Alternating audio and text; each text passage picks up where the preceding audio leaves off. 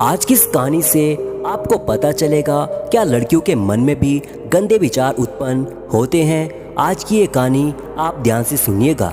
एक बार महात्मा बुद्ध ने अपने 2 शिष्य को नदी पार किए गांव में भिक्षा के लिए भेजा। वापसी के समय जब वे नदी के किनारे पहुंचे तब तक नाव वहां से जा चुकी थी। तट पर एक सुंदर नव युवती भी डरी सहमी सी उदास खड़ी थी। दोनों शिष्य को देखकर बोली, क्या आप मुझे नदी पार करा दोगे?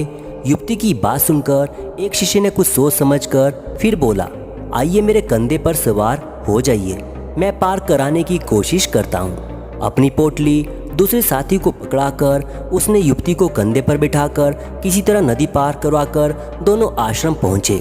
दूसरा शिष्य जिसने युवती को नहीं बिठाया था रात भर करवटें बदलता रहा और सोचता रहा कि जब युवती साथी के कंधे पर बैठी होगी तो उन दोनों को कितना आनंद आया होगा, कैसा महसूस हुआ होगा, कैसी अनुभूति रही होगी, आदि आदि सैकड़ों काल्पनिक प्रश्न उसके मन में उठते रहे।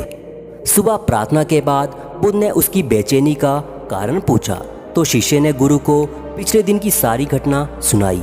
कुछ क्षण के पश्चात बुद्ध ने मुस्कुराते हुए कहा, जिसने उस युवती को अपने कंधों पर बिठाकर उस बोझ को उस नदी पार कराते ही उतार दिया और तुम अब कल्पना लोक में तैरकर से कई गुना बोझ अब तक लादे घूम रहे हो। दोस्तों, मैं समझाता हूँ कि लड़का हो या लड़की, सभी को समान रूप से अच्छे बुरे विचार का आना स्वाभाविक है, मगर कौन से विचार आप पर हावी हो रहे हैं ये आप पर निर्भर करता है। तो दोस्तों, आपको इस कहानी से क्या सीख मिली, अपनी राय कमेंट में ज़रूर बताइएगा और ऐसी वीडियो देखने के लिए आप मेरे इस चैनल के साथ जुड़ सकते हैं। अब मैं लेता हूँ विदा, मिलते हैं एक और नई ज्ञानवर्धक वीडियो के साथ।